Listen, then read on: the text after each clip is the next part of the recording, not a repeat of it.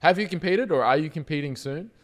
This podcast is just for you. What to do with the post-comp blues and the body dysmorphic issues that ultimately arise from obsessing about your physique. Hi, my name is Mark Atobry, owner and founder of Enterprise Fitness. I'm joined by Master Coach Tyrone and awesome Amy. We're going to be discussing all things comp prep, but specifically pertaining around the healthy aspect and what to do.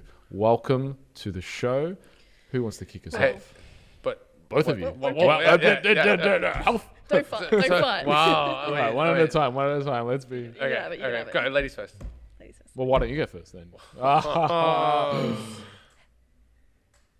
damn. Go. Health. Competing and health. Do they really go? Do they Well, really That's the get- question. No. Yes and no. It's not healthy until it's not healthy. Right. It's. Agreed. I mean, and I think the issue is like, are you telling me that I can't walk around comp lean all year round? Yes. Like they do on Instagram. I am telling you that. Why? Because Instagram is people's highlight reels, and you compare your backstage of all the shit that happens backstage to other people's highlight reels. But I can't be 3% and walk around like shredded I think all year round. By definition, a peak competition state is what you peak to. It's like people who compete in the Olympics, athletes who compete in the Olympics, they're not in that Olympic prime, ready to run their best race all year round. They're ready to run their best race. They train up to that best race to give that maximal performance for that best race. If you think of training and nutrition as building, the wider the base, the higher the peak, you want to build scaffolding up to that peak. The wider the peak, the more scaffolding you are, the higher you can go. And when people try and look at it and go, I'm going to maintain this physique, this level of physique all year round, I think what creates a lot of depression for competitors is this expectation around how they think it should go. They should be in shape. They should be 5% body fat. They should be ripped, abs, lean. I'm not saying like people shouldn't get fat, obviously, and just eat shit and not care about their physiques. I'm not saying that I think that's either. something we can touch on after. Like the whole blowout thing is definitely something we can touch on. Yeah, absolutely. But I think if you are looking and defining what a comp prep is, it is your peak state of leanness, which is what you train towards. It's not a physique that is ultimately, because you're also manipulating water, you're manipulating sodium, you're manipulating carbohydrates, you're doing different things with your diet as well to get yourself into as by definition, the leanest you've ever been. Obviously, when you start to bring food back in, you're going to put on weight, you're going to put on a little bit of body fat as well, and that's perfectly normal, and particularly for females, but also for males as well. I just think the conversation and the expectation around that is what fucks people up. How did you get over, Amy? That's the thing. I think going into a comp, it comes down to why are you competing? Are you doing it because you just want the look? Why are Because you if you competing? just want the look, then it's not gonna sustain you after that comp. What sustained you? What sustained me is the process. I wanted to push myself to a point where I had never been before. It was a challenge to me. What does that mean? So a challenge for me, I was like, something I've never done before.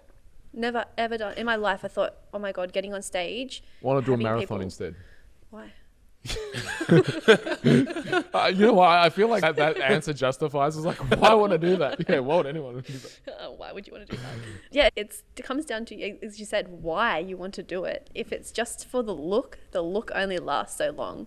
And let me tell you, when you get on stage, you are on stage for an hour, 2 hours.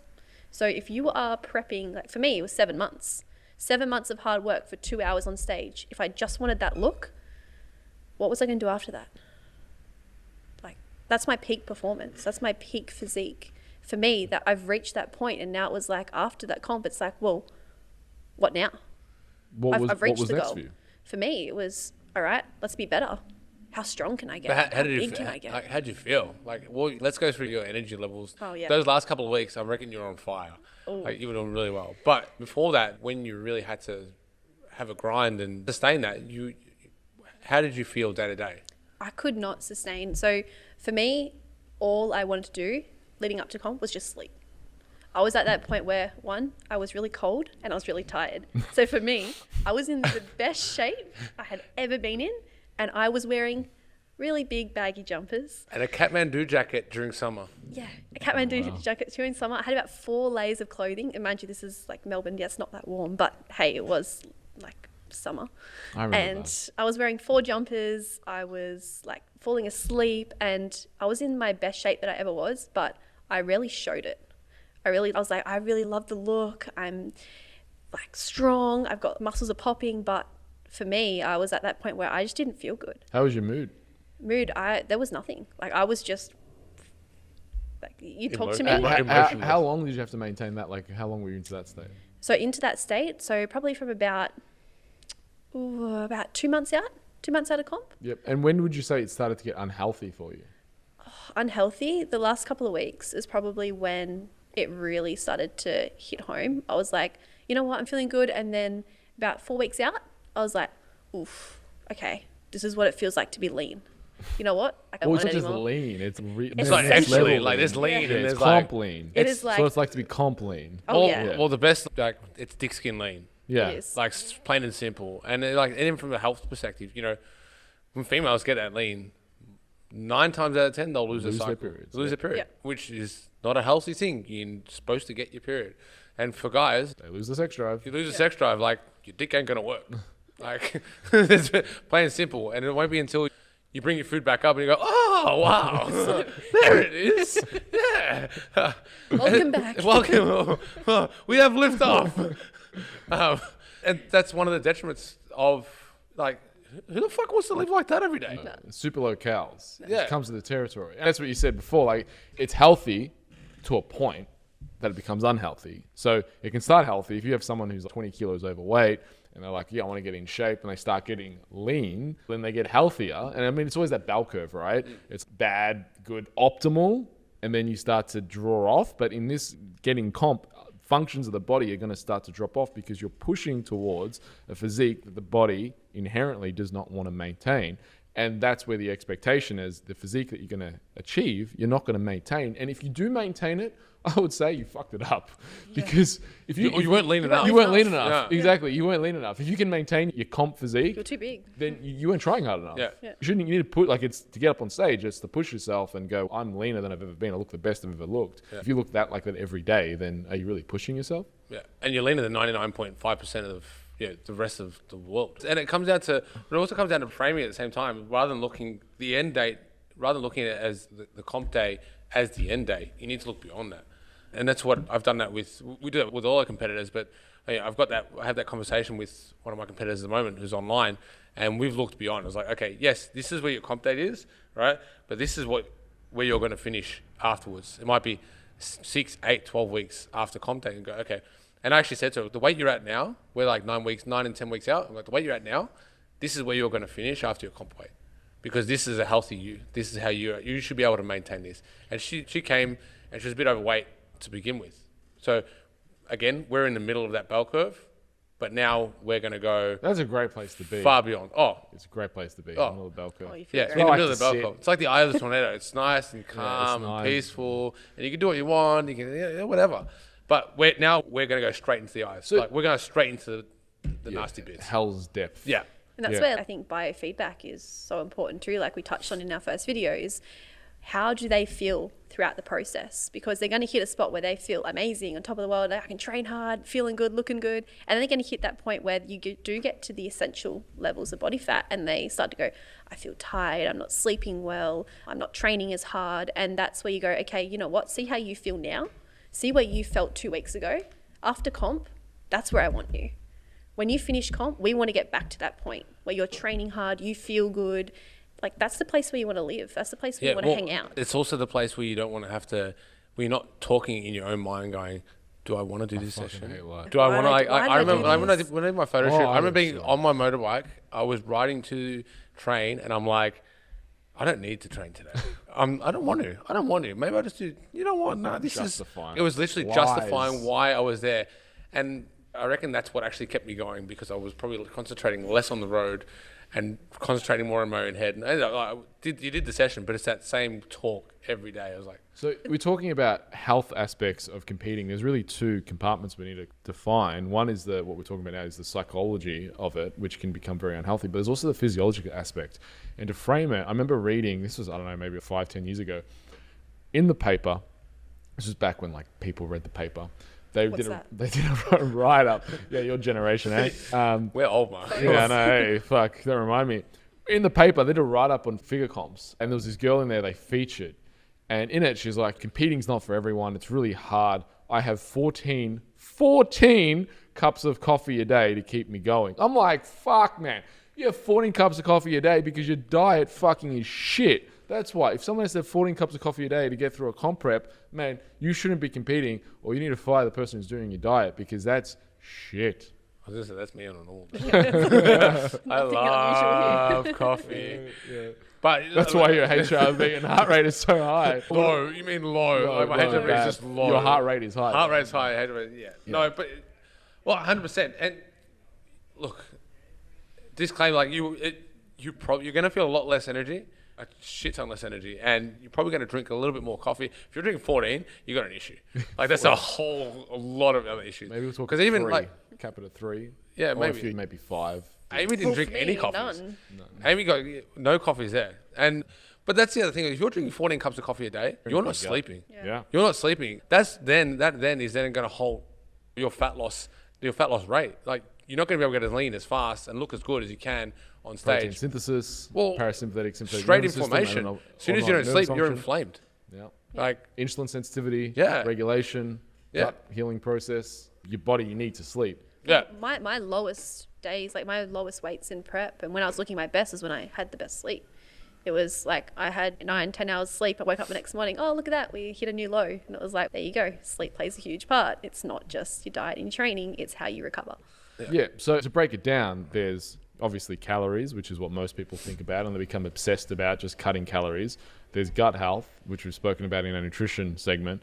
There's food quality, right? There's training. There's lifestyle stress. And when I say lifestyle stress, that can be defined as work, money, relationships, but also on that, it's like foods that you eat or foods that you don't eat. For example, a lot of people, if they have an intolerance to something like gluten or say lactose intolerance and they continue to have these foods, that's going to create a stress on the body.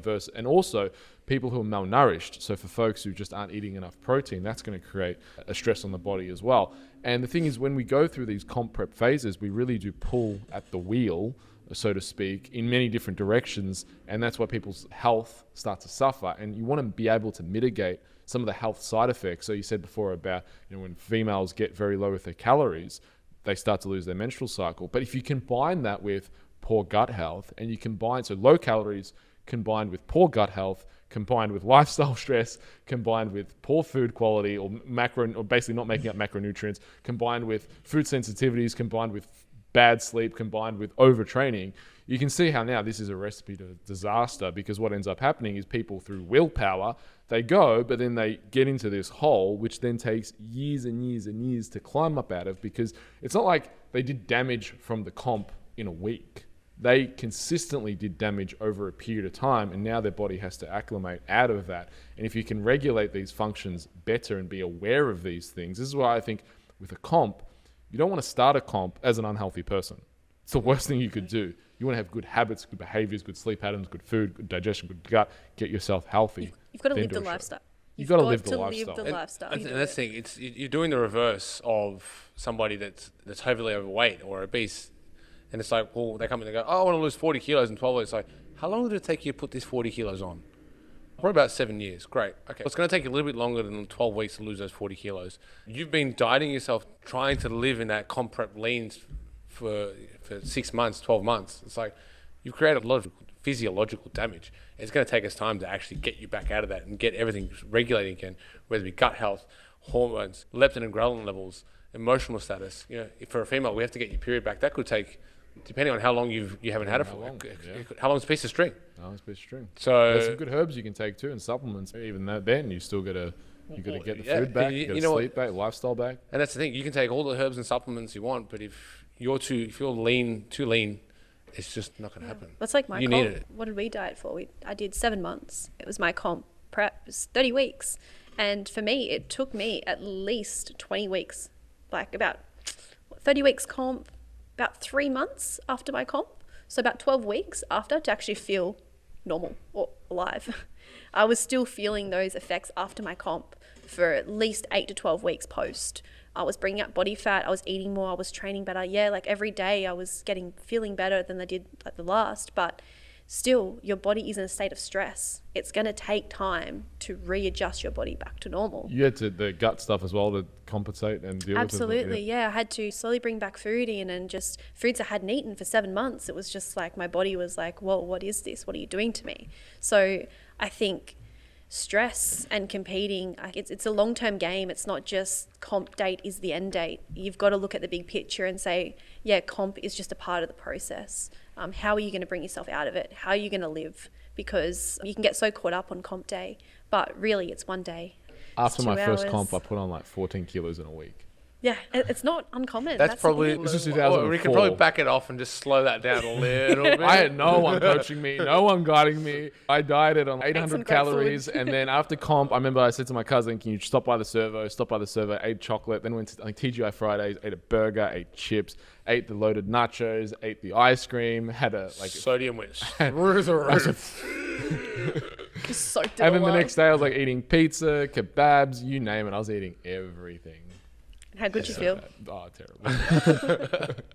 It's great at the time. It took I me think that- so long to recover. So long to recover. It also goes with those people that are just doing comp after comp as well.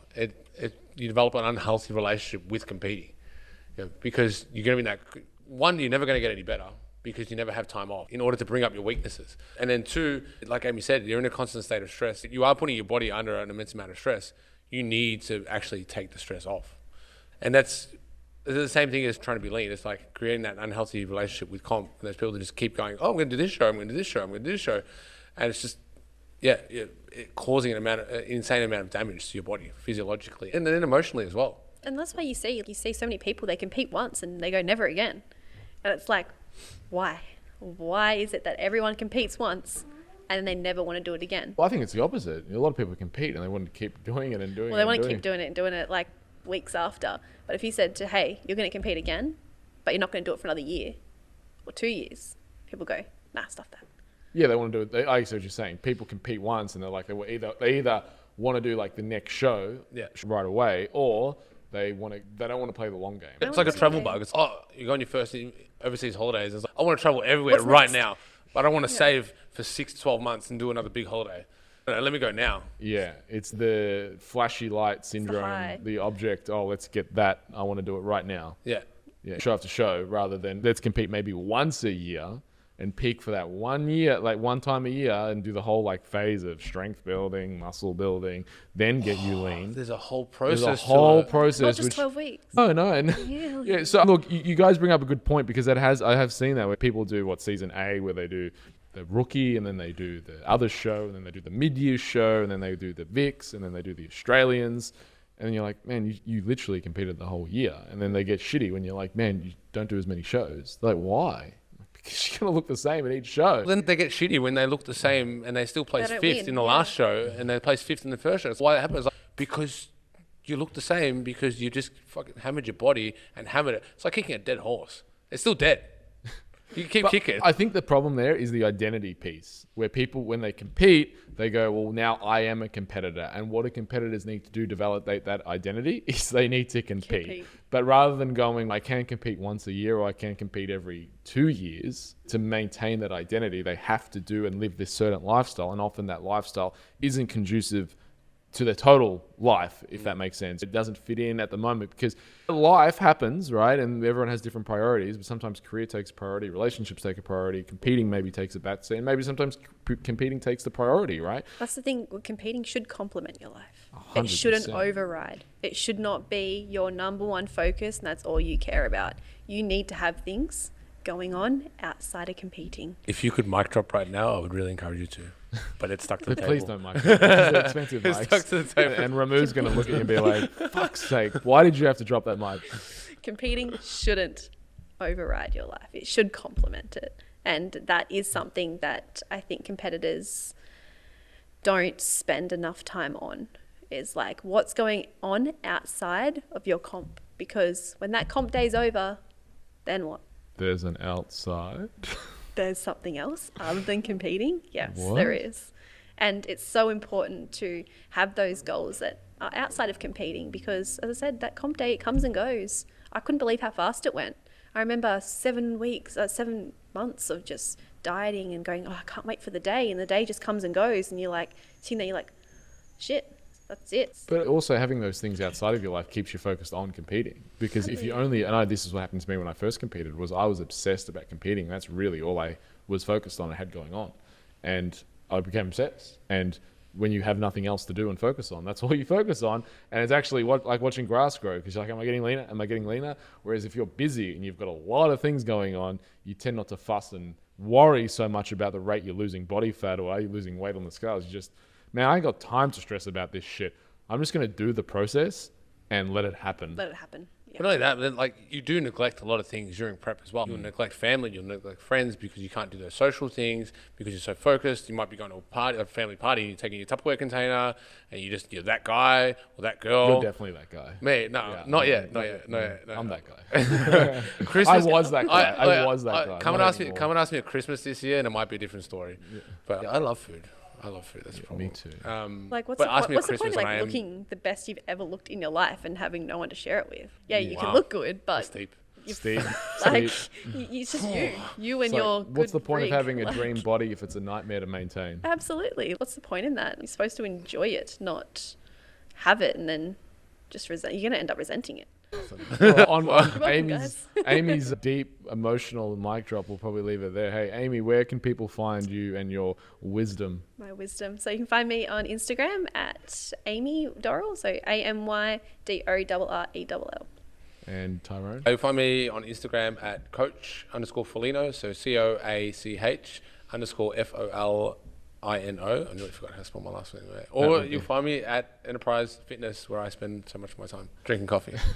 And you can find me on Instagram and on TikTok at Mark Atterbury. And make sure you follow Instagram.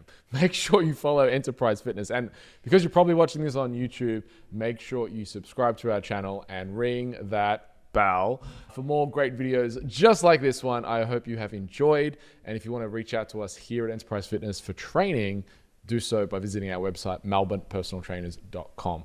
Until we see you on the next episode, train hard, eat well, and supplement smart.